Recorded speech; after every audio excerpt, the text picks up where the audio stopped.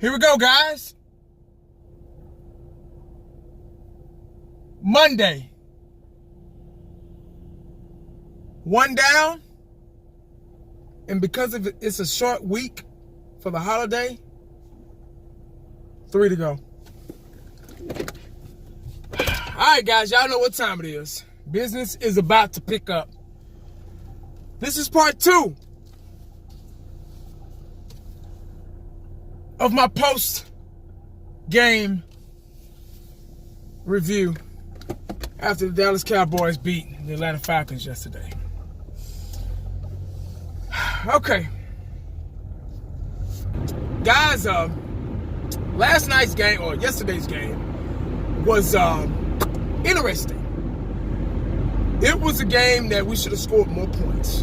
And I might say a lot of the things I said last night, yesterday after the game. I keep saying last night because I'm so used to playing primetime games and shit. So, y'all, I beg your pardon.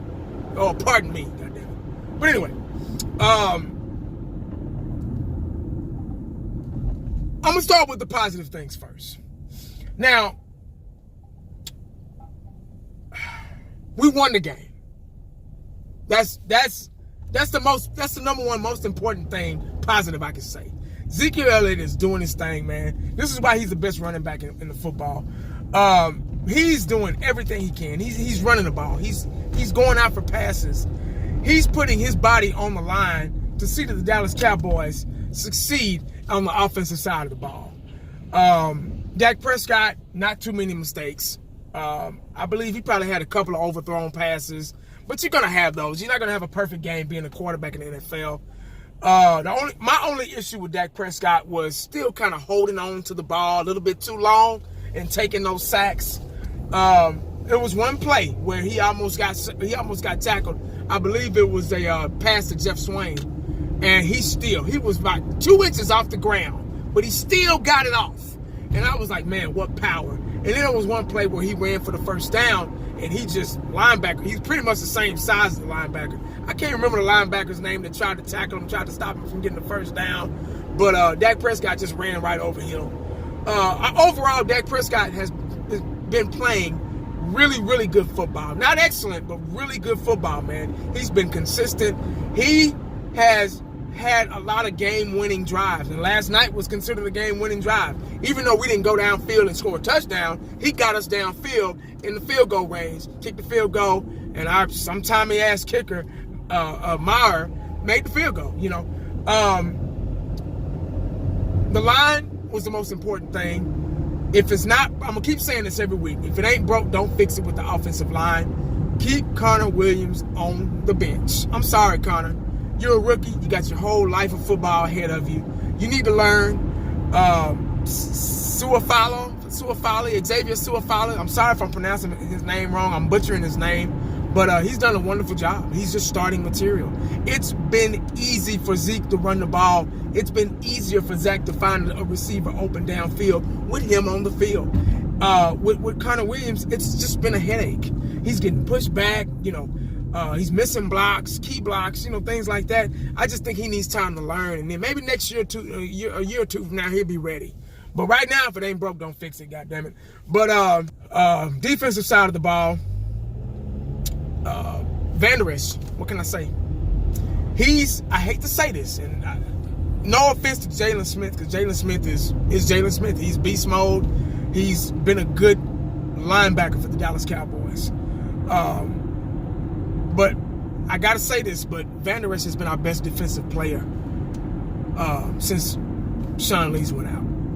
Sorry, he just has. He's been our clutchiest, if that's even a word. Y'all know what I mean. He's been very clutch. I don't want to say our best defensive player because I don't want to override the D-Law with his sacks and things like that, and Jalen Smith and key tackles by other players, but and the shutdown corner of Byron Jones, but he's just been really clutch for us, and clutch is almost more important than being the best. You know what I mean? So I guess in order to be clutch, you have to be the best.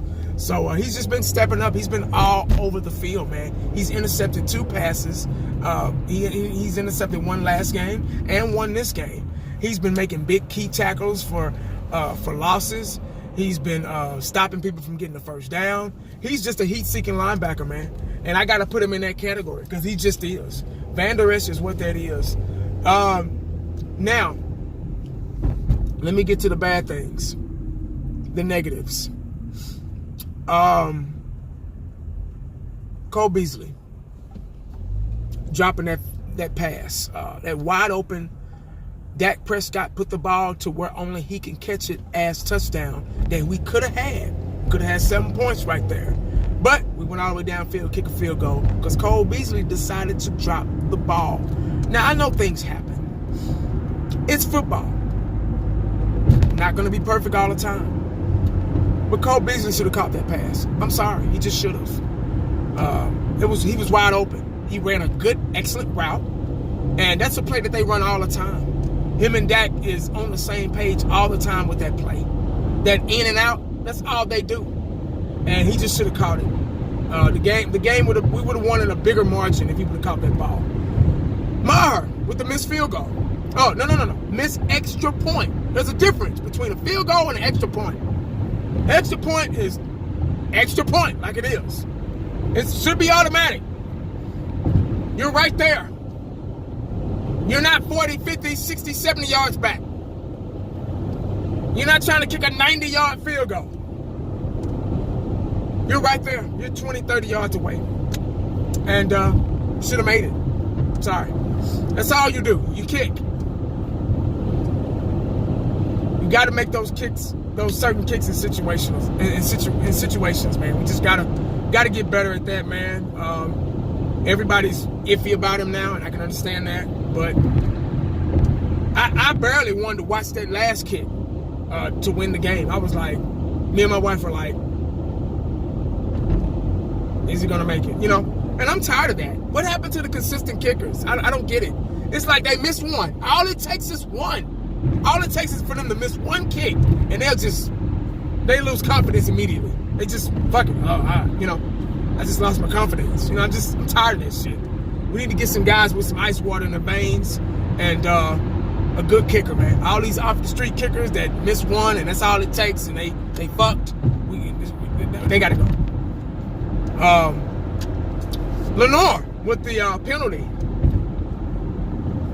I'm just talking about the things that stood out to me. Lenore with the penalty. Now, I want to say it's understandable because the son of a bitch doesn't play. But this motherfucker want to hit his brakes hard in a bitch. But the guy was out of bounds. I mean, there's no excuse for that. But the thing that really pissed me off wasn't even the penalty. The penalty didn't piss me off. It was what happened after the penalty. Jason Garrett clapping and gave him a pat on the butt afterwards. Jimmy Johnson would have ripped him a new one. Jimmy Johnson, he probably would have got fired. Got cut or fired or whatever you want to call it. He wouldn't have seen the field no more that day. He would have got his ass chewed into. Like, seriously. I don't get it. Lack of discipline on the team. That's why guys make mistakes. That's why they continue to make mistakes. Because there's no discipline. There's no repercussions behind your mistakes. They just, good job. Interception? Oh, good job. Oh, overthrown ball? Oh, good job. Zeke fumbled? Oh, good job. Yeah, good job, Zeke. Pat on the butt. Yeah, good job, guys. Man, please, them motherfuckers will be running till I get tired. But anyway, what else? What else was negative? Oh, the most important thing, in my view, y'all might not think this is important, but I do, goddammit. Cheeto. Time and time again, I'm gonna do a demonstration one day, demonstration video. It's easy to get on here and show film. It's easy to do that. But I'm gonna actually do it myself one day. If I can get the time one day to do it, I will do it. But like I say over and over again, Little League, Pop Warner, junior high, high school, college, so many different levels I was taught. Even playing outside, sandlot football, playing throw up tackle, playing 5-on-5. You know what I mean? However many guys we had, that's the way we played football. When you're guarding, when you're cornerback, and you're covering a wide receiver, and the ball is in the air, and the wide receiver looks back at it, it's common sense to look back as a cornerback to see where the ball is, to make a play on the ball. There is no justification. There is nothing you can tell me to justify why the hell Cheeto didn't turn his damn head to make a play on the ball. Stupid, inexcusable, ignorant, stubborn, whatever you want to think of, it fits. Just pick a word, it fits. Doesn't make any sense. Deion Sanders was so great because he turned around. They're college players. They're players in college right now. They look back when the ball is in the air. I don't get it. But the thing that really killed me, after the fact, after Julio Jones caught the ball, scored the touchdown, he held the ball in the air because he was happy he scored. Then Cheeto knocks the ball out of his hand. Son of a bitch, you're supposed to do that before. God damn. Oh my God. And that's the thing, like, if we see it, do they see it? Like, does Chris Rashad see that? Does Cheeto see that? Does anybody else? Marinelli, does he see that? I don't know who tells them not to look back, but it's not working.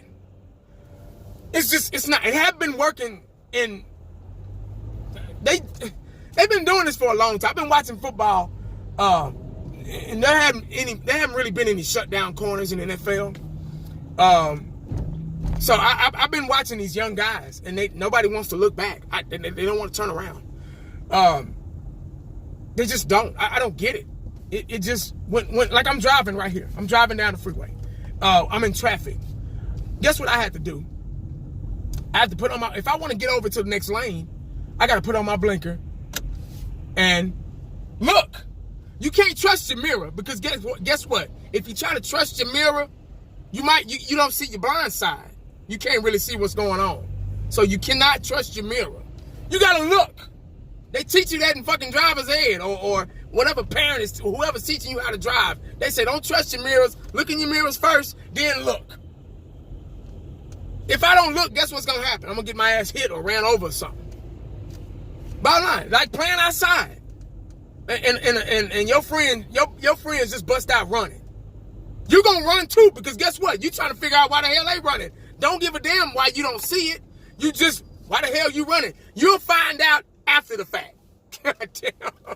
You know what I mean? So, gotta look, man. You gotta look. You gotta play on the ball. The ball is your friend. The object of defense is to get the ball back, not stay on the field. Defense isn't designed to stay on the damn field. Defense isn't designed to milk the clock. Offense do that shit. That's their job, not yours. You can't make a play tired. You can't be a playmaker on defense tired. And that's one thing. We don't have any playmakers on defense except Van Der Esch. But I'm talking about in the secondary. Byron Jones is a good corner. He's been a good corner for us, but he's not a playmaker. Cheeto's been okay, but he's not a playmaker. You get what I'm saying? And our safeties damn sure ain't playmakers. They're just playing the position. There's a difference between batting the ball down or going after the ball. You want the ball back. Every time I played cornerback, I went after the ball. I didn't just bat that something bitch down unless I had to. You know what I'm saying? I went after that something. Damn, dude. I went after that damn ball. You get what I'm saying? So, see, I had to look. That some bitch was getting over. I had to look. If I didn't look, we would have hit each other. You get what I'm saying? Cheeto, that would have been a wreck if Cheeto would have been driving. But anyway, shit, that's probably all I got, man. It was a good win, though. You know what I'm saying? A win is a win. I can't take that away from them. But we got a tough schedule ahead of us, man. We got the Redskins coming up on Thanksgiving. And that's going to be a tough game, regardless if they got the starting quarterback or not. God bless him. He got hurt. He snapped his leg. Hopefully for a speedy recovery for him. I don't wish that on nobody. But you can't underestimate the Redskins because they're still a good team. They still have a good defense. I think they got 3 offensive linemen out, but still do not underestimate. This NFL, it's like college football now, like I keep saying over and over, and you just don't know what's going to happen. Then after that, I believe we got the Saints. That's another subject. I ain't there yet. Let me enjoy this right now. Oh, shit. But that's all I got, man. That was a good game, good win. And make sure you stay cowboyed up because you never know what the day is going to bring you. Holler back at your boy. I'm out.